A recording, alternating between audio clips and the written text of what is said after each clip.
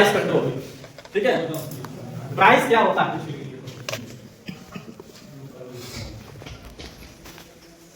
Price control, price मतलब पैसा, पैसा नहीं, कीमत, मूल्य, दाम। प्राइस कंट्रोल, तो ये किसके अंदर में आता है? प्राइस कंट्रोल किसके अंदर में आता है? फर्टिलाइजर गवर्नमेंट के ऊपर। कौन सा गवर्नमेंट? सेंट्रल के स्टेट गवर्नमेंट? सेंट्रल के अंदर। बिल्कुल सही बात। प्राइस कंट्रोल जो है वो सेंट्रल गवर्नमेंट करती है। मतलब इसका एमआरपी क्या करना रखना है, ठीक है। इसका जो है issue price, issue price, issue price क्या रखना है? एमआरपी मतलब मैक्सिमम रिटेलर प्राइस, फर्टिलाइजर का मैक्सिमम रिटेल प्राइस क्या रखना है, और इशू प्राइस क्या रखना है? इशू प्राइस मतलब जिस प्राइस पे डीलर्स को मटेरियल मिलता है, ठीक है। अब डीलर्स भी दो प्रकार के होते हैं। कौन कौन से होते हैं?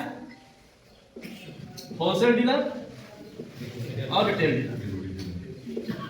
होलसेल डीलर क्या होते हैं? ये बस जो है रिटेल को ये खाते हैं, ठीक है। B2B। ये किसान को सप्लाई नहीं कर सकते, ये बहुत जरूरी है। ये होलसेल आप किसान को नहीं दे सकते, और रिटेल जो है वो सिर्फ किसान को देंगे, या आप संस्था को भी दे सकते हैं। जैसे केवीके को आवश्यकता है तो केवीके भी आपके साथ लेगा, ठीक है। इंस्टीट्यूट्स को भी आप दे सकते हैं। बात समझ में आ गई? जी सर। अब देखिए इशू प्राइस जो है ये भी सरकार फिक्स करती है, किस इशू प्राइस में आपको देना है।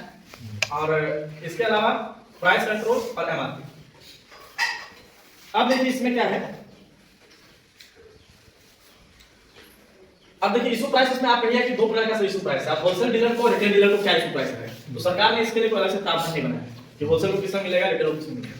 ये है सरकार के द्वारा कि जैसे यूरिया की बात करते हैं तो यूरिया का एमआरपी सरकार ने कितना दिया? 266 रुपए 50 पैसे, ठीक है। और इशू प्राइस कितना फिक्स कर रखा है? 251 रुपया 30 पैसा, ठीक है। अब इसमें ये कहना है सरकार का कि इस तरह में आप होलसेलर का भी यही रेट है, डीलर का भी, डीलर को रेट फिक्स नहीं है जो आपका रिटेल डीलर है। ये सिंपल है कि आप कंपनी इसमें या तो होलसेल को भी दे सकते हैं, रिटेल को भी दे सकते हैं। तो जो मार्जिन बनी है वही आपका प्रॉफिट है। तो इसमें प्रॉफिट कितना है? बहुत कम है, लगभग मान लीजिए 0.5 15 रुपया 20 पैसा के लगभग आपका प्रॉफिट है। तो इसमें अंतर होता है इशू प्राइस और यूरिया। कितना जीएसटी लगता है आपके फर्टिलाइजर में? 5%, 5% जीएसटी लगता है, ठीक है। 2.5% इसमें स्टेट जीएसटी आता है, स्टेट जीएसटी 2.5% आपका सी जीएसटी। ये इसलिए बता रहा हूं मैं आपको क्योंकि आप जब बिलिंग बनाएंगे, वैसे तो पॉस मशीन से आपका बिल निकल जाता है, लेकिन अगर आप फॉर्म एम मतलब जो कैश मेमो होता है उसको फर्टिलाइजर कंट्रोल ऑर्डर की भाषा में फॉर्म एम कहा जाता है, कैश मेमो, ठीक है। मतलब फॉर्म मतलब सरकार ने एक फॉर्म बना रखा है कि इसी आधार पे आपका कैश मेमो होना चाहिए। उसमें जब फर्टिलाइजर की बिक्री करते हैं तो भी आपको जीएसटी और जीएसटी मिला करके इशू प्राइस बनता है। इस पर आपको जीएसटी लेना है। ये जो एमआरपी आप दे रहे हैं 266.5, तो इस पर जीएसटी नहीं ऐड करना है आपको। आप इशू प्राइस 51 रुपया कहिएगा, ठीक है। आप प्लस 2.5% इस पे जब कैश मेमो बनाइएगा तब, तो 2.5% कितना होता है इसका? एक एग्जांपल आपको दे रहा हूं, सभी प्रोडक्ट का अलग रहता है।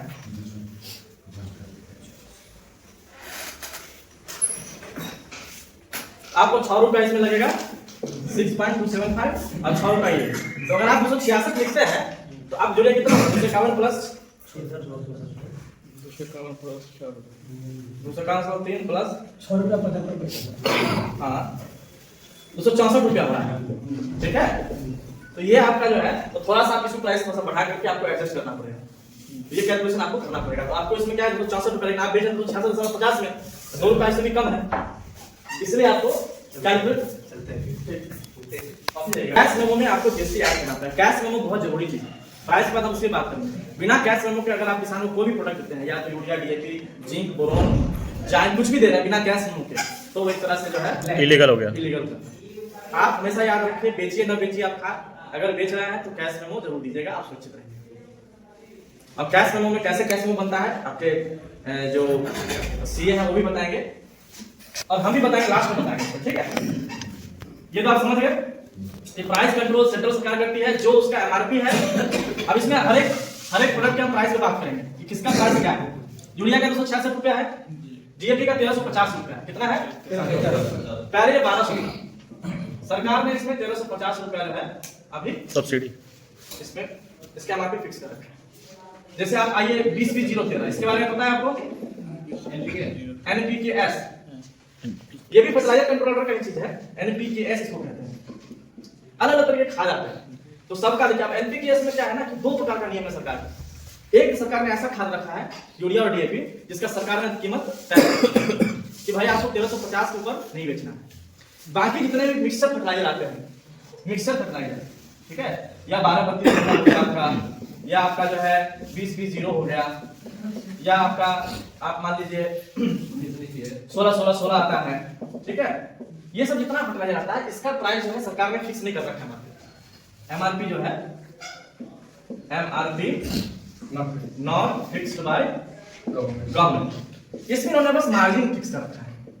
क्या फिक्स कर रखा है? मार्जिन। मिनिमम मार्जिन जो है 700 प्रति मीट्रिक टन होना चाहिए, मतलब 35 रुपए प्रति बैग। मतलब ये कहा रखा है कंपनी को कि अगर आप एमआरपी 100 रुपया रखते हैं तो आपको उसका इशू प्राइस 65 रुपया रखना पड़ेगा।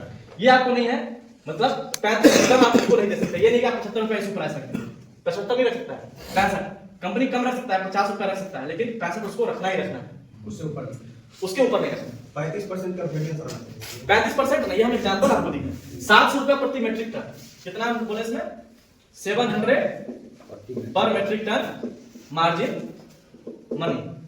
मार्जिन मनी मतलब एमआरपी माइनस इशू प्राइस, ठीक है। तो एक मेट्रिक टन में 20 बोरा का एक मेट्रिक 1000 किलो होता है, आप निकाल लीजिए 1000 भागा 50 किलो का बैग होता है, भागा 20, मतलब 20 बोरे में 700 रुपया, तो प्रति बोरा कितना हो गया 35 रुपया। तो ये मार्जिन मनी सरकार ने फिक्स कर रखा है। अब इसमें क्या होता है कि जितनी भी कंपनियां, जैसे मेरी इसको कंपनी है, इंडोरामा है, जो भी है, सब अपने हिसाब से मार्केट के हिसाब से कभी बढ़ाती है कभी घटाती है, लेकिन 35 रुपया से ज्यादा नहीं घटा सकती है। तो ये आपका प्राइस कंट्रोल का बात हो गया। अब देखिए ऐसा क्यों होता है कि इसमें सरकार ने एमआरपी फिक्स नहीं कर रखा है। इसमें सरकार ने क्या कर रखा है कि जैसे 20-20-0-13, ठीक है, इसमें 20% नाइट्रोजन है। ये आप जानते हैं कि कैसे निकालते हैं? इसमें कोई भी खाद लिखा हो, डीएपी जो होता है उसको क्या होता है 1846 होता है, 1846 0 लिखते हैं उसको। 18 क्या हो गया? नाइट्रोजन, ये हो गया फास्फोरस, और ये हो गया पोटास। इसके बाद अगर 0 लिखते हैं इसका मतलब होता है सल्फर, ठीक है। तो जैसे आप 20-20-0-13 हो गया, तो ये हो गया नाइट्रोजन, ये हो गया फास्फोरस, ये हो गया पोटास, और ये हो गया सल्फर। उसी प्रकार से 12-32-16 में हो गया नाइट्रोजन, ये हो गया फास्फोरस, ये हो गया पोटास। 20-20-0 में क्या है? सिर्फ नाइट्रोजन और फास्फोरस, ठीक है। इसी प्रकार से ये न्यूट्रिएंट कंटेंट है, मतलब अगर आप 100 किलो 20-20-0-13 लेते हैं तो उसमें 20 किलो आपको नाइट्रोजन मिलेगा। यूरिया का क्या है? 46% इसमें नाइट्रोजन। इसका मतलब 100 किलो आप यूरिया का बोरा लेते हैं या 100 किलो लेते हैं, उसमें 46 किलो ही नाइट्रोजन आएगा। ये परसेंटेज है। तो गवर्नमेंट ने क्या किया है, इन सभी मिक्सर फर्टिलाइजर में यूरिया और डीएपी को छोड़ करके उसने प्रति न्यूट्रिएंट कंटेंट, प्रति नाइट्रोजन, जैसे कि नाइट्रोजन, फास्फोरस और पोटास, तो हर एक प्रति किलो पर जो है इसने सब्सिडी फिक्स कर दिया, ठीक है। अब वो हर एक साल बदलता रहता है। मान लीजिए आप एग्जांपल के रूप में, इतना आपको डीप में नहीं जाना है, बस ये समझाना आपको है कि डीएपी का प्राइस जो कंट्रोल है इसका भी कंट्रोल है। मान लीजिए सब पे जो है इस पे 20 रुपए किलो है, इसमें 30 रुपए या 50 रुपए, ठीक है। आप जोड़ लीजिएगा कि इसमें भाई 50 किलो में कितना किलो होगा। अगर 100 किलो में 20 किलो नाइट्रोजन है तो 20 किलो में 10 किलो होगा, तो 10 किलो नाइट्रोजन हो गया, 10 किलो फास्फोरस हो गया, और आपका लगभग 6.5 केजी सल्फर है। तो सल्फर पे बहुत कम है, तो गुने जो है जो सरकार ने फिक्स कर रखा है, हर एक साल फिक्स करती है 54 रुपए 47 रुपए, वो जोड़ लीजिए, उसी हिसाब से प्रति बोरा पे सब्सिडी है। उसमें सब्सिडी फिक्स है, रेट फिक्स नहीं है। अगर कंपनी को ज्यादा लागत लग रहा है तो क्या करेगी कंपनी? रेट बढ़ा देगी उसका। तो इसमें रेट बहुत ज्यादा चेंज होता रहता है। अभी जैसे कि आप 2 महीना पहले 20-20-0 का रेट था 1315 रुपया, अभी 1415 हो गया है। कंपनी ने रेट बढ़ा दिया, उसका लागत बढ़ गया है, लेकिन सरकार ने सब्सिडी नहीं बढ़ाया। लेकिन डीएपी में और यूरिया में क्या होता है, सरकार सब्सिडी बढ़ा देती है। कंपनी का लागत लगा ज्यादा हुआ, सरकार ने कहा कि भाई आप जितना ज्यादा लागत लग रहा है वो हम आपको दे रहे हैं, तो लगभग लागत जो है वो बढ़ जाता है, इसलिए सरकार सब्सिडी बढ़ाती है। इसलिए डीएपी का दाम नहीं बढ़ता है। बीच में हल्ला हुआ था कि डीएपी का दाम एक्चुअली 1900 हो गया था, 1800-1900, और डीएपी ऐसा फर्टिलाइजर है कि किसान सबसे ज्यादा इसी को ढूंढता है, तो सरकार ने इसका भी प्राइस कम कर दिया। ये लगभग होता है 2021 में हुआ है प्राइस कम इसका। उससे पहले डीएपी वही था, उसका प्राइस बढ़ता था घटता था। डीएपी में भी वही है, 35 रुपया प्रति बैग जो है मार्जिन मनी रहता है। तो सरकार से बहुत ज्यादा सब्सिडी खर्च करती है फर्टिलाइजर में। कुल सब्सिडी जो है लगभग पिछले साल जो है लगभग 1.25 लाख करोड़ के लगभग में सब्सिडी सरकार ने फर्टिलाइजर से दिया है। इसमें बहुत ज्यादा सब्सिडी खर्चा होता है। इसलिए आपको जानना बहुत जरूरी है कि इसका जुडिशियस यूज हो, मतलब किसान अंधाधुंध प्रयोग ना करे। आप डीलर बनेंगे, आपको जो है किसान के साथ आपकी वार्ता होगी, किसान को आपको समझाना कि आपका दायित्व है जी सर, क्योंकि इसमें बहुत ज्यादा सब्सिडी आता है। आप जब पॉस मशीन आपको मिलेगा, एक मिनट,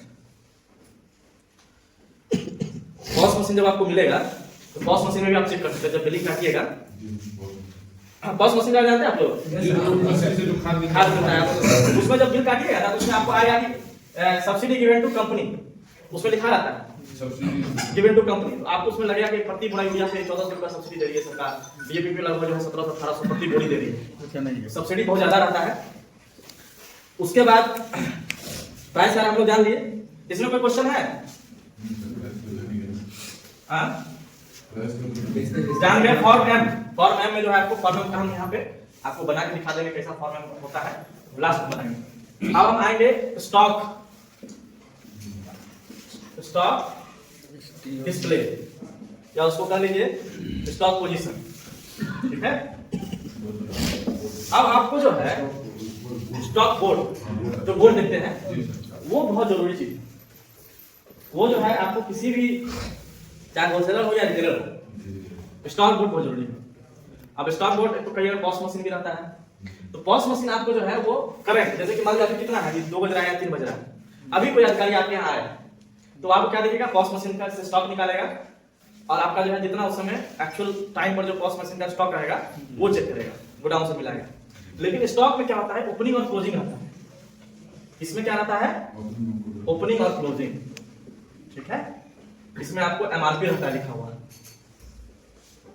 मान लीजिए सीरियल नंबर ये हो गया, ठीक है, ये हो गया फर्टिलाइजर, ओपनिंग स्टॉक, हाँ क्लोजिंग स्टॉक, क्लोजिंग लिखना नहीं आपको है, एमआरपी लिखना है, ठीक है।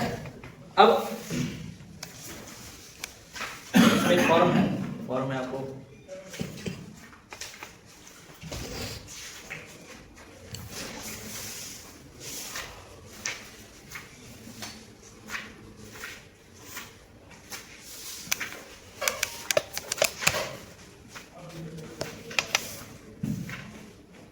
देखिए स्टॉक रजिस्टर का हो गया। स्टॉक रजिस्टर का भी आपको बनाना है, ये बहुत जरूरी है। तो ये आपका बोर्ड हो गया, ठीक है। बोर्ड में आपको ओपनिंग स्टॉक का एमआरपी लिखना है और डेट रहेगा बोर्ड में, डेट एज ऑफ टुडे, मान लीजिए आज का डेट जो है 12 है तो 12/12/2025। तो सीरियल नंबर डालिए, मान लीजिए आपने यूरिया डाला, आप जब दुकान खोल रहे हैं 9 बजे, उस समय जो आपका ऊपर स्टॉक है वो लिखना है इसमें। ये आपको इसका लिए तो क्या, हाँ ठीक है, इसका ले लीजिए, इसका भी ले लीजिए, फॉर्म एम है, इसका भी ले लीजिए। ये जो फॉर्म एम है यही जो है आपका कैश क्रेडिट मेमो है, इस प्रकार से। ये जो है आपका रजिस्टर का, ये अभी बताएंगे, ठीक है।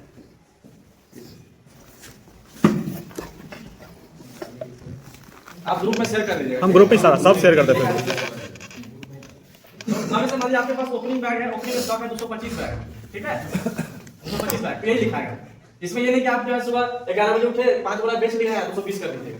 अच्छा, ओपनिंग जो आपका है, पॉस मशीन से आप निकालिए, आपका दुकान खोलते हैं यहाँ पे, पॉस मशीन से स्टॉक रिपोर्ट निकालिए, उसमें जो दिख रहा है वो आप इसमें नोट कर दीजिए, ठीक है, समझ गए। इसमें एमआरपी भी रहेगा, यूरिया में लिखा हुआ कि मैक्सिमम रिटेल प्राइस 266 रुपया 50 पैसा है, ये लिख करके आपको जरूर रखना है। उसके अलावा आजकल जो है एक और कृषि विभाग के द्वारा बोर्ड बनता है जिसमें टोल फ्री नंबर वगैरह लिखा रहता है, तो वो टोल फ्री नंबर का बोर्ड भी जो है आप जरूर जो है लगाइएगा। वो आपको जो आप लोग लाइसेंस दीजिएगा उस समय जैसे ग्रुप बनता है, ग्रुप में तो डाल दिया जाता है समय समय। तो ये बहुत जरूरी चीज है, बोर्ड रहना अच्छे से डिस्प्ले होना चाहिए, प्रॉपर जगह दुकान के सामने लगाइए, ये नहीं कि कोना में छुपा कर रख दिया। जब कोई गया दस्तावेज उसको जब कोई जाएगा आपके यहाँ चेकिंग में, उसको दिखना चाहिए कि ये बोर्ड आपके पास अवेलेबल है। ये सब चीज ऐसा है ना कि छोटा छोटा चीजें, लेकिन इसी सब चीज पे मेन होता है। प्राइस पे ज्यादा आप पे एक्शन नहीं लिया जाएगा, लेकिन ये सब चीज नहीं रहेगा तुरंत एक्शन लिया जाएगा। आपके दुकान के सामने दुकान का नाम स्पष्ट रूप से होना चाहिए, उस पे जीएसटी लिखना होना चाहिए। ये सब छोटा छोटा चीज है, लेकिन लोग भूल जाता है, भूल नहीं जाता है। क्या हुआ? पीछे चला के दिखा रहा है, बोला भूल नहीं जाता है, जानबूझ के नहीं करता है। जानबूझ के कोई नहीं करता है, जिसको पता है क्यों करेगा। 7 इसी के एक्ट के अंदर इसमें नॉन अवेलेबल वारंट रहता है।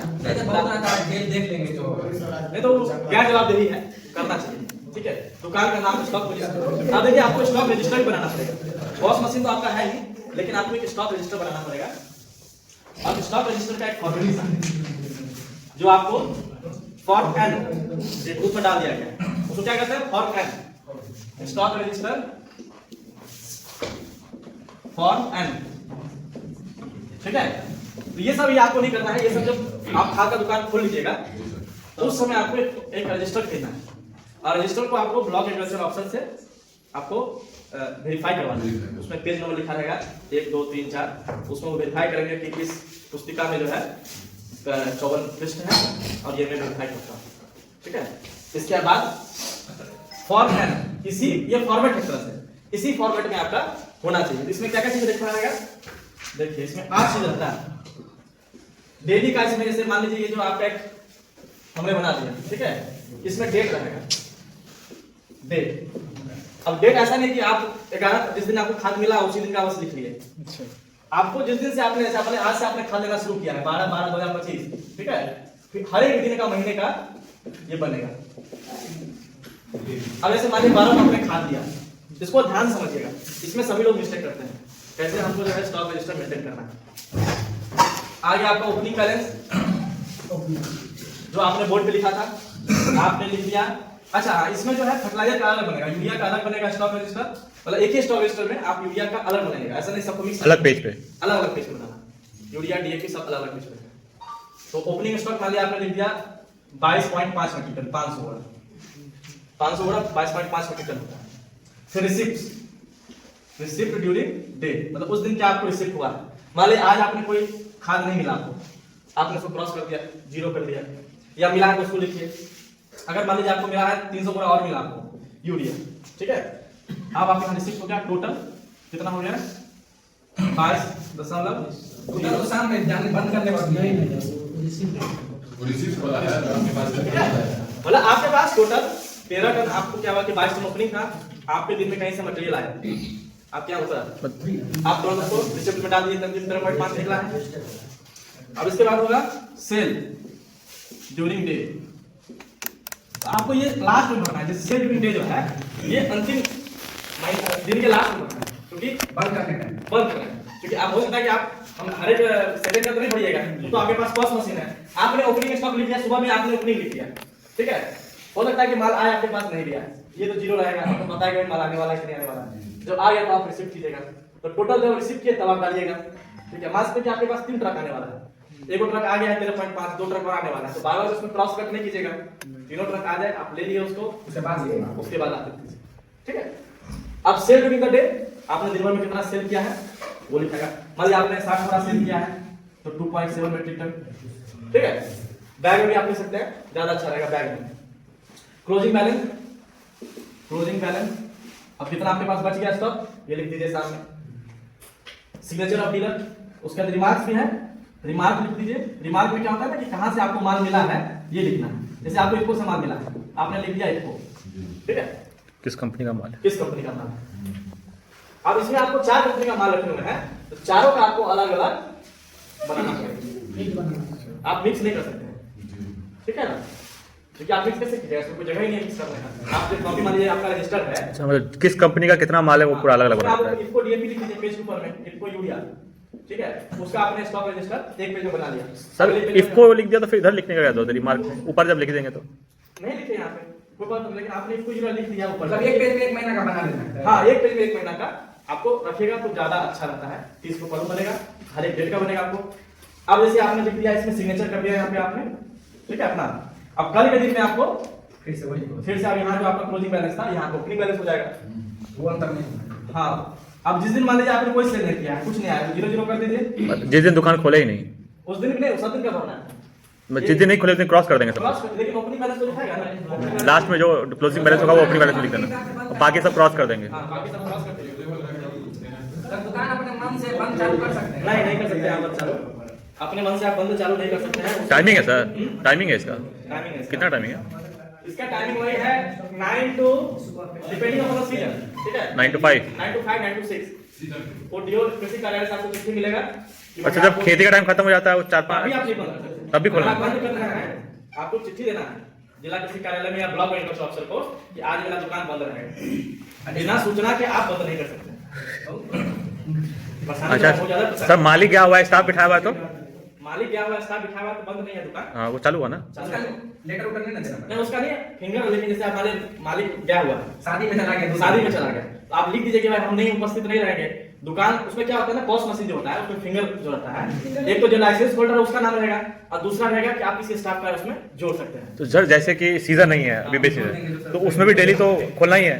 पॉस मशीन साथ लेके घूम रहा है अगर वहाँ उठा लगा रहा है तो पॉस मशीन आप साथ में ले सकते हैं। अब नया जो पॉस मशीन आ गया है उसमें आपको जीपीएस लोकेशन तक टैग कर दिया। ये तो आप उसी जगह पे जाकर वहाँ की पॉस मशीन मतलब आपको शॉप बंद करना है तो आपको लेना पड़ेगा कि इतना दिन बंद कर रहे हैं। नोटिस होता क्या है ना कि कभी पटना से टीम आ गया, बहुत बड़ा पटना से टीम आया तो किसी ब्लॉक में घूमा, पता चला कि सब दुकान बंद है।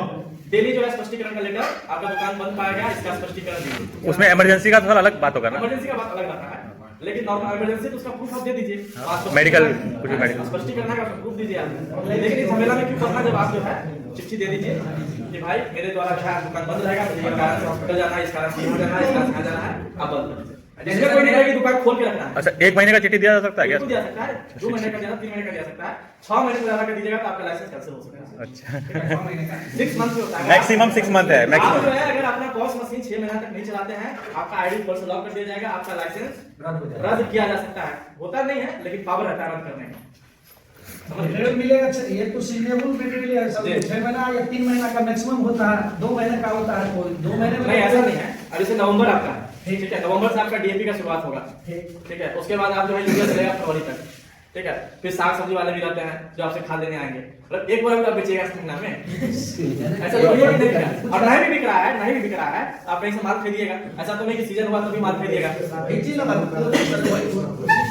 जी इनका सही प्रश्न है, प्रश्न बहुत सही है। वाला तो पूरा बोरा नहीं लेगा, वो हाफ के किलो में करता है, किलो में करता है जी। और सिर्फ काटना ही नहीं है, आप माल रिसीव भी कर रहे हैं तो वो भी आपका एक तरह से पॉस मशीन जो है एक्टिव है।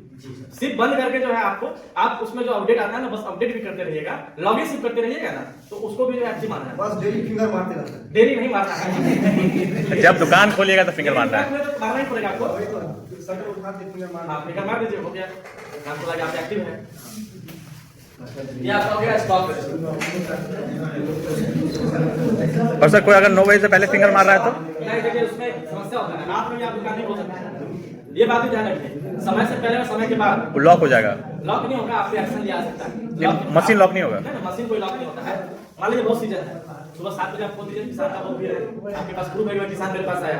अब रात में 8 बजे खोलिएगा, एसडीएम भी देख लिया, डीएम देख लिया, कोई देख लिया, प्रशासन के अधिकारी तो सीधे आप पे एक्शन लेगा, तो आपका दुकान कब से बरसात के टाइम में क्या होता है, सुबह खोलो। खोलिए, कोई दिक्कत नहीं है। समय दिया गया ना 9 बजे, इसलिए दिया गया है भाई, हम लोग भी तो सुबह से काम करते हैं, हम लोग का भी ऑफिस का 9 बजे से है, लेकिन जिस दिन काम करना होता है उनको सुबह 6 बजे से काम करते हैं, 12 घंटा काम करते हैं। लेकिन रात में इसको अवॉइड, रात में क्या होता है कि प्रशासन के नजर में आता है कि ब्लैक मार्केटिंग करना 6 बजे के बाद आप नहीं बेचिए। मत कीजिए। क्यों कीजिएगा, घर जाइए आराम से जो नाश्ता पानी कीजिए। सर हमने देंगे तो दूसरा को दे देंगे। आपको जो आप नहीं रहिएगा करेक्ट, दूसरा को दे सकता है। पॉस मशीन बताया ना, पॉस मशीन जब आप लाइसेंस बनाइएगा आपको एक आईडी जनरेट होगा, एफएमएस आईडी उसको कहते हैं, एफएमएस आईडी, ठीक है। इस आईडी पे मिलने के बाद आपको एक मिलेगा POS machine, point of sale machine. इस मशीन में जो है जो लाइसेंस होल्डर रहता है उसका फिंगर वो प्राइमरी यूजर होता है, मतलब प्रथम यूजर वो रहता है। एक मशीन में कितना जोड़ सकता है सर? 2 जोड़ सकते हैं, 2 आदमी जोड़ सकते हैं। जैसे मान लीजिए इनका लाइसेंस है, इन्होंने अपने पहला प्राइमरी बन गया अपना, तो है नहीं, इन्होंने अपने भाई को भाई या फादर को किसी को जुड़वा दिया, तो वो भी अगर दुकान पर है तो बिक्री तो कर ही सकते हैं। लगातार वो 10 दिन नहीं कर सकते। कोई बात नहीं, कर सकते हैं, ऐसा कुछ नहीं, लोग करते हैं। यही है कि बीच बीच में अपडेट आता है, तो अपडेट में जो है फिर इन्हीं को अपना, ठीक है। और जब भी कोई ढूंढा जाएगा कि भाई लाइसेंस होल्डर को भेजिए तो इनको आना पड़ेगा, जो भी हो। तो ये हो गया आपका। अच्छा बाद में ये बदल सकता है ना, क्या चीज? जैसे मान के चलिए 2 साल तक अपने भाई का उसको बदलने में भी प्रक्रिया है, बदल जाता है। लाइसेंस का नाम चेंज करना, प्राइमरी की सेकेंडरी बोला, सेकेंडरी का सेकेंडरी तो कभी बदल सकते हैं, डिलीट कर सकते हैं, बदल सकते हैं। प्राइमरी तभी बदलेगा जब लाइसेंस में नाम चेंज होगा, तो लाइसेंस में भी नाम चेंज होता है। सर यदि दुकान का स्थान परिवर्तन करेंगे, यदि 6 महीने यहाँ 6 महीने बाद यदि दूसरे दुकान में लेकर जाएंगे, देखिए आप बार-बार परिवर्तन नहीं कर सकते हैं, ब्लॉक के अंदर आप परिवर्तन कर सकते हैं, उसका मतलब ब्लॉक के अंदर ही। हाँ अच्छा, ब्लॉक के अंदर किया जा सकता है। क्या सकता है, बिल्कुल कर सकते हैं। इसका चालान करता है डी ऑफिस में आकर के चालान करता है, और उसका फिर से जो है आप चालान में जो है आपका एग्रीमेंट लगेगा, तो लगेगा स्थल वेरिफिकेशन होगा ब्लॉक एग्रीकल्चर के द्वारा, और उसको चेंज। एक लाइसेंस पे 2 जगह पे चलता है सर? नहीं, एक लाइसेंस एक ही जगह जगह एक ही होना चाहिए, बस आप चेंज कर सकते हैं। बस आपको हो सकता है कि हाँ हमको नहीं अच्छा लग रहा है, आप दूसरे में चले जाइए, उसमें लेकिन समय लगता और है। सर गोदाम और शॉप अलग अलग नहीं, गोडाउन और शॉप में रख सकते हैं, लेकिन दूरी बहुत ज्यादा नहीं होना चाहिए। कितना मैक्सिमम कितना? कितना सब देखिए 1 किलोमीटर भी बहुत ज्यादा होता है। नहीं, आप 200-300 मीटर तक रखिए, इसका कोई वो नहीं है, नियम नहीं है। नियम नहीं है। लेकिन ब्लॉक एग्रीकल्चर ऑफिसर जब आपका वेरिफिकेशन के लिए आएगा लाइसेंस के समय, गोडाउन में देखिएगा, सेल पॉइंट देखिएगा, उसके मन में हुआ कि नहीं बहुत दूर है, किसान कैसे जाएगा, बता दिया कि बहुत दूर है, उसमें हाँ जैसे मान के चलिए हम देहरादून ब्लॉक से बिलोंग करते हैं, दूसरे ब्लॉक में खोल सकते हैं। बिल्कुल, आप बिहार में कहीं भी खोल सकते हैं। अब बाद में फिर चाहे तो 2 साल 4 साल बाद नहीं, फिर अपने ब्लॉक में नहीं आ सकते, ब्लॉक वही रहेगा। तो इसका प्रोसेस क्या है ना कि ब्लॉक एग्रीकल्चर ऑफिसर ही वेरीफाई करता है, आप ब्लॉक को नहीं बदल सकते हैं, ब्लॉक के अंदर स्थान को बदल सकते हैं, समझ गए? एक बार भी नहीं बदल सकते सर ब्लॉक। एक बार भी नहीं बदल सकते, अभी तक नहीं बदला गया है, बाकी नियम बाद में बदले तो जो है वो भी देखिए डिस्क्रिप्शन होता है, जिला कृषि पदाधिकारी का डिस्क्रिप्शन होता है। डिस्क्रिप्शन मतलब उनके ऊपर रहता है, तो उसके लिए बहुत लंबा प्रक्रिया, अभी तक किसी का नहीं हुआ है, मेरे नॉलेज में किसी का भी ब्लॉक के ज्यादा परिवर्तन नहीं हुआ है। बिल्कुल बिलिंग कैसे वही बता रहे हैं आपको, पॉस मशीन उसमें रहना चाहिए था, बिना पॉस मशीन तो नहीं बताएंगे, लेकिन होता है। लेकिन जब पॉस मशीन आप खोलिएगा ना, लॉगिन कीजिएगा तो उसमें आएगा सेल टू फार्मर, ठीक है, उसमें ऑप्शन आता है। जैसे मान लीजिए आपका पॉस मशीन है, जब इसमें लॉगिन कीजिएगा तो सेल टू फार्मर ऑप्शन आता है, ठीक है। इसमें जब आप क्लिक कीजिएगा तो फिर एक विंडो खुलेगा जिसमें आपका ना सारा स्टॉक यहाँ लिखा रहेगा। जैसे यहाँ पे यूरिया लिखा रहेगा और आपके पास कितना अवेलेबल है 22.5, और यहाँ एक ऑप्शन रहेगा बैग, ठीक है, यहाँ पे ऊपर में रहता है, और यहाँ पे एक तीर बना रहता है, इस तीर पे क्लिक कीजिएगा तो आ जाएगा उसमें ऑप्शन केजी सिलेक्ट कीजिए, और जितना किलो आपको देना है उतना किलो उसको दे दीजिए, समझ गया ना? पॉस मशीन से हो जाता है।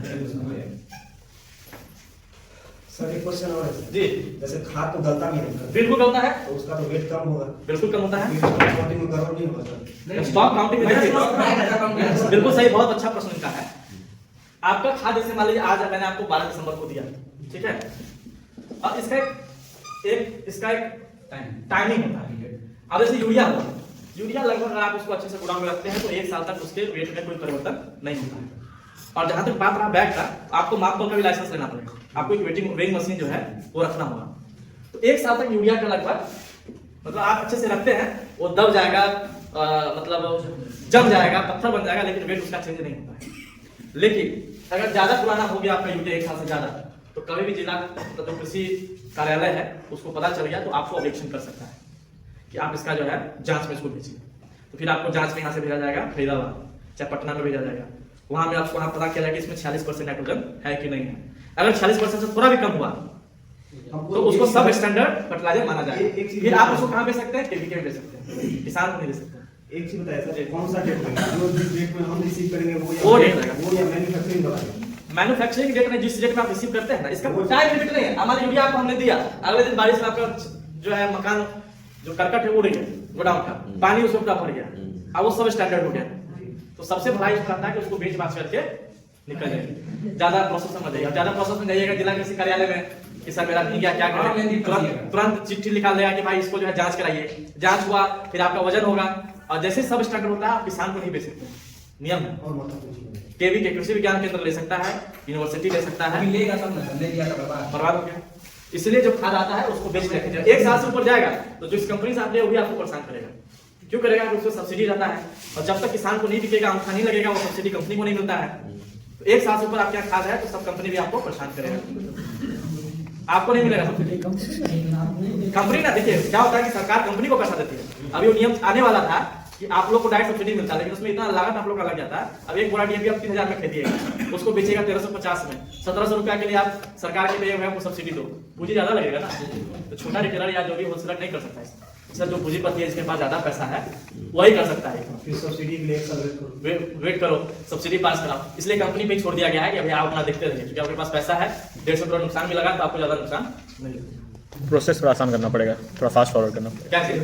पड़ेगा। रिटेलर और होलसेलर को देने के लिए थोड़ा प्रोसेस आसान और फास्ट फॉरवर्ड करना पड़ेगा। हाँ, अब देखिए प्रश्न फाइंड करना कि अब यूरिया हो गया, अब मिक्सर हो गया आपका 20-20-0-13, ठीक है, डीएपी हो गया। अब यूरिया में अगर पानी चला भी जाता है ना, तो अगर बारिश में भीग गया तो इसको नुकसान ज्यादा नहीं होता है, नुकसान होता है मिक्सर को और डीएपी को। डीएपी थोड़ा सा भी गीला हो गया तो समझिए कि वो सर का दर्द है। इसलिए ऐसा कोई फर्टिलाइजर होता है उसको आराम से आप बिक्री कीजिए और निकल जाइए। ज्यादा झंझट में पड़िएगा तो सब कुछ नहीं होगा। और जितना जल्दी हो सकता है इसको ज्यादा मत रखिए फर्टिलाइजर को। 4 महीना 5 महीना बाद सीजन आता है उसमें उसको बेच लीजिए। ये आपके ऊपर होना चाहिए कि हम कितना बेच सकते हैं। इसलिए ज्यादा बहुत लोग ऐसा थे कि बहुत स्टॉक कर लिए। हमारे समय की बात है, मटियार क्लब एक्स्ट्रा सीतामढ़ी में उन्होंने 2000 वाला यूरिया ले लिया। उसमें यूरिया बहुत आ गया मार्केट में। यूरिया अचानक से क्राइसिस था, अचानक से यूरिया बहुत आ गया तो उन्होंने 2000 वाला यूरिया ले लिया। 1 साल तक नहीं बिका। बाद में उसको 40 रुपए में जो है इसको ढेला बोल के बेचना पड़ा। बोड़ा को इतना हो गया। तो आप लोग बिजनेस कर रहे हैं तो अपना आकलन कीजिए कितना हम बेच सकते हैं, उतना ही लीजिए। एक बार खराब हो जाएगा तो फिर आपको क्राइसिस का इंतजार करना पड़ेगा। जिस समय क्राइसिस आएगा उस समय सब बिक जाता है, देखिए क्राइसिस से पहले नहीं दिखता है। कैसे करना पड़ता है? समय के अनुकूल जैसे हमें 100 बोरा का मांगा है तो 100 बोरा ही मिलेगा। नहीं, ऐसा नहीं होता है। समय का अनुकूल होता है, मतलब क्राइसिस है। आज आप किसी होलसेलर से ले रहे हैं तो होलसेलर के पास उसको 2000 बोरा कंपनी से मिला, उसके पहले से रिटेलर जुड़े हुए हैं 50 रिटेलर। तो रिलेशन तो होता है। ब्लॉक वाइज आवंटन बनता है जिला कृषि कार्यालय से कि आपके ब्लॉक में इतना देना है। अब आप उसमें 4 रिटेलर है तो 4 में बराबर बांटेगा। तो आपको अपना रिलेशन बनाना है, बिजनेस है तो रिलेशन बनाना है। इसमें तो गारंटी नहीं आपको मिलेगा ही मिलेगा। आप कैसा रिलेशन बनाते हैं उसके हिसाब से आपको मटेरियल सप्लाई नहीं भी मिल सकता है। नहीं भी मिल सकता है। रिलेशन के ऊपर है, उसके साथ बिजनेस है ना। रिलेशन कैसे बनता है वो मानते हैं। झगड़ा कीजिएगा तो नहीं देगा। सब बता रहे हैं। अब क्या आगे बढ़ाना है ना, एप्लीकेशन अब आपको प्रोसेस बताना है कैसे आप अप्लाई कीजिएगा। ऐसा तो बताया है। हाँ, कैसे अप्लाई हुआ, कैसे कैसे प्रोसेस होगा बता दीजिए। बताया है लेकिन आधा अधूरा गया। क्योंकि ये भी जो है फर्टिलाइजर कंट्रोल ऑर्डर का ही है। जितना चीज हम बता रहे हैं आपको ये सब इसमें लिखा हुआ है। नियम कौन है ठीक है, कैसे अप्लाई करना है, क्या करना है, सब इसी में लिखा हुआ है। ये आपको डाउनलोड कीजिएगा ना फर्टिलाइजर कंट्रोल ऑर्डर पीडीएफ तो आपको इंटरनेट पे मिल जाएगा। हिंदी और इंग्लिश दोनों में आता है। Fertilizer control order 1995 PDF download कीजिए, हिंदी में मिल जाएगा। बाकी वीडियो देख के तो समझ नहीं सकते। अब वीडियो से कम रहता है। अब देखिए सबसे पहला जो आप जाइएगा आपके पास होना चाहिए सबसे पहला काम तो जीएसटी पैन। ठीक है, GST and pan. Sir GST licensor का होना चाहिए। नहीं, जीएसटी फर्म का होता है। जैसे वाले आप मात्र का जीएसटी जो होगा उसमें 2 होता है, ट्रेड नेम, लीगल नेम। सरकार लाइसेंस जीएसटी चल रहा है, ठीक है। अगर हम उसको कन्वर्ट करेंगे इसमें खाना तो हो जाएगा। हो जाएगा, उसमें ऐड करवाना होता है बस कि आप जो जीएसटी में होता है ना लिखा है उसका बिजनेस कर रहे हैं, आप ऐड करवा लीजिए फर्टिलाइजर। एक तो ऐसा जीएसटी आता है इंटरप्राइजेस का, जिसमें सब कुछ कर सकते कैसे? हैं। इंटरप्राइजेस करके जो एक जीएसटी आता है उसमें हर चीज कर सकते हर हैं। चीज कर सकते हैं। तो नंबर वही रहेगा। बस सब कुछ चेंज नहीं करना, जीएसटी है वही रहेगा। एक ही बार मल्टी वाला ही बना लीजिए इंटरप्राइजेस करके, उसमें हर चीज, उसमें कुछ भी चेंज नहीं कराना है। हाँ, दुकान के नाम पे आपको बदला देते हैं। क्या चीज? दुकान का जैसे आप बोले कि माँ दुर्गा खाद भंडार, ठीक है, नंबर। तो जीएसटी बनेगा तो उसमें ट्रेड नेम रहेगा माँ दुर्गा खाद भंडार, लीगल नेम में जो अपना नाम आप डलवा लीजिए। ठीक है, तो नाम अब ऐसा नहीं कि आप माँ दुर्गा खाद भंडार से खोल रहे हैं जीएसटी बनवा लिए शिमला खाद भंडार के नाम। नहीं सर, जैसे हम आरवाई इंटरप्राइजेस डालना चाहते हैं। रहेगा उसी नाम से लाइसेंस आपका बनेगा। हाँ सर, जैसे सर हम आरवाई इंटरप्राइजेस के नाम से दिया बनवाने के लिए, उसमें हमको आरवाई इंटरप्राइजेस लिखना पड़ेगा दुकान के आगे में। आरवाई एंटरप्राइजेस के नाम से लाइसेंस बनेगा। ठीक है, समझ गए? जिस नाम से जीएसटी रहेगा उसी नाम से आपका लाइसेंस बनेगा, उसमें कोई अलग नहीं है। फॉर्म के नाम से होना चाहिए। हाँ? ये पेन क्या फॉर्म के नाम से होना चाहिए। हाँ, फॉर्म का नाम। चाहे लीगल नेम अगर आपका नाम दिया हुआ है, जब जीएसटी में ट्रेड नेम और लीगल नेम होता है, लीगल नेम में आपका नाम दिया हुआ है तो पैन आपका चलेगा। और पार्टनर है तो फिर फॉर्म का नाम। हाँ, ये सही बोला। ठीक है, प्रोप्राइटरशिप जो होता है ना इसमें लीगल नेम से आपका नाम हो गया तो उसमें आपका नाम चलेगा। आपका पार्टनरशिप हो गया तो फिर फर्स्ट का नाम है। बिल्कुल सही बात। जीएसटी पैन हो गया। इसके बाद आपको चाहिए सबसे पहले गोडाउन और सेल पॉइंट का जगह। अगर गोडाउन और सेल पॉइंट आपके नाम से नहीं है तो आपको उसका एग्रीमेंट बनवाना पड़ेगा। सर जैसे जमीन मेरे नाम पे है, आपके नाम प्रॉपर नाम पे है, हाँ। तो प्रॉपर नाम पे है तो उसका दस्तावेज आपके पास होगा। हाँ, दस्तावेज है। तो उसी दस्तावेज को और लेकिन सर मम्मी के नाम से बिजली बिल मेरे पापा के नाम से है। नहीं तो उसमें जो है नहीं, मम्मी के नाम से तो आपके नाम पे उसको करना पड़ेगा ट्रांसफर। हाँ सर, ये एग्रीमेंट बनवाइए। चाहे जिसका नाम मम्मी या पापा पे नहीं सीधे बॉबे पे है तब एग्रीमेंट बनवाइए उसका या नेम मुझे भी एग्रीमेंट बनाना पड़ेगा सर, क्योंकि बिजली बिल है लेकिन बाकी मकान मेरे नाम में, जमीन मेरे नाम पे है। लेकिन बिजली बिल से कोई मतलब इसमें नहीं है। उसमें जो एग्रीमेंट बनता है उसमें आपको जो है स्टाम्प पेपर पे कि गोडाउन जो है क्योंकि उसमें खाता किसान नंबर डालना पड़ता है तो जमीन इनके नाम से है। बंसा भी लगा दीजिए। वो तो मेरे ही नाम से सर दोस्तों। हाँ, रसीद बनता है, रसीद लगा दीजिए, उससे काम चलेगा। नहीं, जमीन का रसीद जो कटता है। वेरिफिकेशन होता है, उसमें खाता खसरा नंबर और खाता नंबर चाहिए तो वो आपके नाम से होना चाहिए कि किसी और का खसरा नंबर देंगे आपने नंबर। सर मिनिमम कितना जमीन होना चाहिए? बहुत आदमी रेट पे भी लेता है। एरिया सर बनता है रेट पे, रेट पे क्या करते हैं एग्रीमेंट बनेगा। सर एरिया कितना होना चाहिए मिनिमम? एरिया देखिए इसमें एरिया कोई स्पेसिफिकेशन नहीं है, ठीक है? मिनिमम कुछ होगा गोडाउन का भी नहीं? कुछ नहीं 20 फीट। इतना रखिए, गोदाम इतना रखिए। सुनिए, इसमें सिंपल सा कंसेप्ट है। गोदाम इतना रखिए कि अगर आप 500 बोरा मान लीजिए रूम है, ठीक है, अब इसमें 10,000 बोरा तो आ नहीं सकता है, मान लीजिए 5,000 बोरा है, इतना रहे कि आपका स्टॉक जो है ना, जो स्टॉक मिलाने से कोई अफसर आता है उसको स्टॉक देखना है तो पॉस मशीन से निकालेगा, जाएगा स्टॉक मिलाने के लिए, तो छल्ली बाई छल्ली होता है उसमें जी, काउंट हो जाए, काउंटेबल पोजीशन। बस इतना जाने की कि आपका इतना छोटा कर दे कि आदमी घुसे तो कहेगा भाई काउंट कहां से करें, तो वो और बिगड़ जाएगा, काउंट कर सके, ठीक है? कोई ऐसा आप 20 बोरा के छोटा सा भी रख सकते हैं जिसमें 100 बोरा ही रखे, लेकिन काउंट हो जाएगा, कोई इसका स्पेसिफिकेशन नहीं है। और जहां काउंटर खोले वहां बैठने का जगह हो, उससे ज्यादा होना चाहिए ना कि बैठने का जगह हो, उससे कम तो नहीं चलेगा, ठीक है? जीएसटी पैक के बाद आपको समझिए लैंड करना है, लैंड डॉक्यूमेंट्स, ठीक है? अगर आपके नाम से है, सब कुछ है, चालान करना है, ठीक है, नहीं तो एग्रीमेंट बनवा लीजिए, ठीक है? एग्रीमेंट ये बहुत जरूरी है। एफिडेविट में सर जी कोर्ट से उसका स्टाफ कौन बनता है? सर जैसे साथ में दादा लिखा होगा तो पापा भी नहीं, दादाजी उस पे वंशावली होगा, वंशावली का था क्या वंशावली का नाम से वंशज है, चालान उसका आपके पास होगा, फिर आपके वंशज हां प्रिंसिपल आएगा, उसी को बन जाएगा। अब उसका इफेक्ट मतलब हमको भी नहीं पता है, ठीक है, क्या बदलाव आया है उसमें, नहीं होगा हमको का सरपंच से भी मुखिया से लिखवाना पड़ता है, तो आपको जिला करारी होता है। हां वेरिफिकेशन डॉक्यूमेंट आपको चाहिए, ठीक है? अगर नहीं है तो एग्रीमेंट हो जाता है, सब कुछ ऑनलाइन करना होता है। जब आप लाइसेंस अप्लाई कीजिएगा ना, सारा कुछ ऑनलाइन होता है। अब खाता के साथ बहुत जरूरी है, उसी आधार पे जो है आपका 34 को लिया जाता है कि क्या कौन 34 है, क्योंकि जब जाएगा बीओ वेरिफिकेशन करने के लिए तो उसी आधार पे वेरिफिकेशन करेगा, तो ये जरूरी है, ठीक है? तीसरा नंबर में आपको आ गया, तो मैं आपको बनवा दिया, गोडाउन वगैरह तो बनवा ही लीजिए, गोडाउन पक्का होना चाहिए, ठीक है? टाटी उटी का नहीं चलेगा।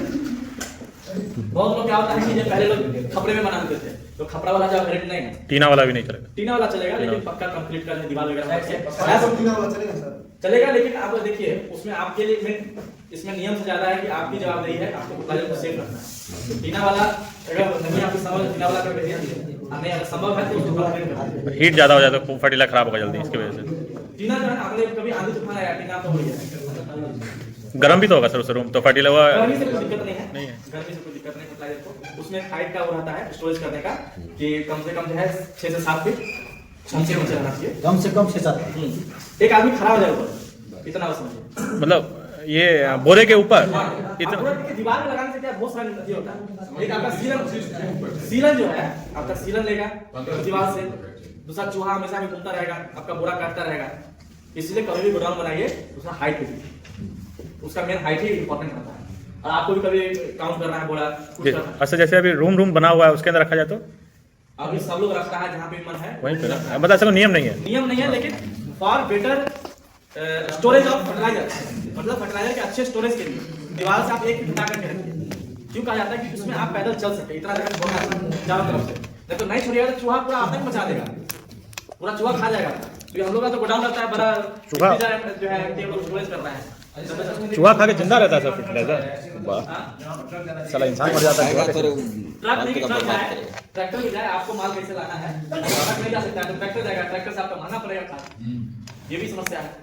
क्यों सर, हमें पूरा ट्रक लेना होगा तो महंगा कैसे पड़ेगा? पूरा एक ट्रक जा ही नहीं पाया, ट्रक जा ही नहीं पाया तो ट्रैक्टर से भी अनलोडिंग कराना पड़ेगा, भाड़ा ज्यादा आपको लगेगा, खर्चा ज्यादा लगेगा, ये आपके ऊपर है।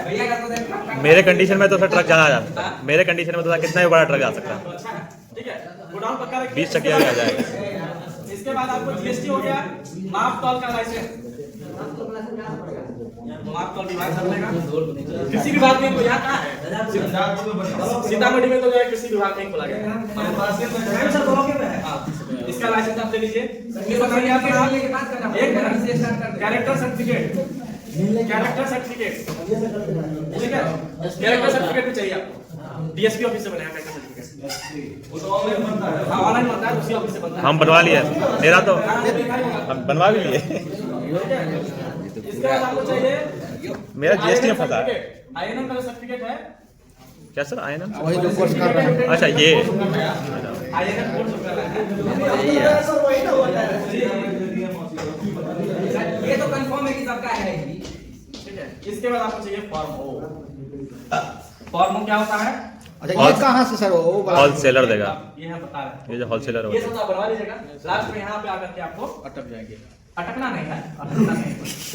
और ठीक है, फॉर्म मतलब क्या हुआ?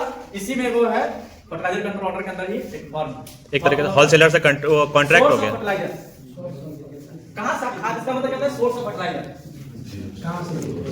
माल कहाँ से उठाइएगा? इसमें आप जो है रिटेल जो आप कर रहे हैं, आप होलसेलर से ले सकते हैं, आप कंपनियां भी देती हैं, या नहीं तो कंपनी भी देती है कुछ कुछ। अच्छा, जैसे सर कंपनी का जैसे सर आपसे अगर संपर्क कर लेंगे तो आपसे माल नहीं मिलेगा। पता है। अब देखिए होलसेलर जो है, इसको आप जान ही रहे हैं कि बहुत सारा होलसेलर है, किसी भी जाके कहिए भाई आपके क्षेत्र का जो है। कंपनी में देखिए कुछ कंपनी जैसे कि इफको है, ये भी हमेशा नहीं देती। अच्छा यारा, इंडोरामा और कोरोमंडल, यही 4 कंपनियां जो है जो रिटेल को देती हैं, बाकी सभी कंपनियां होलसेलर। कंपनी का तो कुछ शर्त होगा सर कि मिनिमम इतना लेना ही पड़ेगा।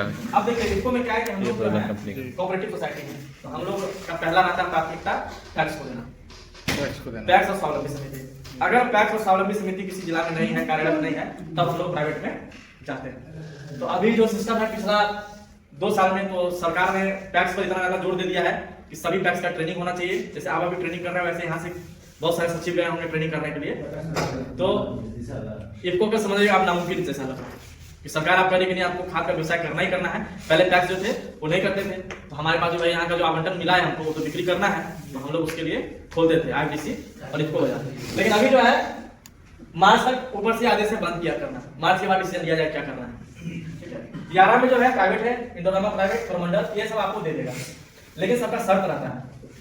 ठीक है, सबका अपना जो है प्रोडक्ट का शर्त है कि आपको हमारा 5 लाख का प्रोडक्ट खरीदना होगा, कैल्शियम खरीदिए, आप हमारा जो है नैनो डीएपी खरीदिए, कोरोमंडल में और भी बहुत सारा सुफला उफला क्या क्या आता है, तो सब खरीदिएगा, उसके लिए पूंजी चाहिए। ठीक है, सबसे आपको आसान है, आप होलसेलर में सबसे ज्यादा समस्या होता है प्राइस को लेकर।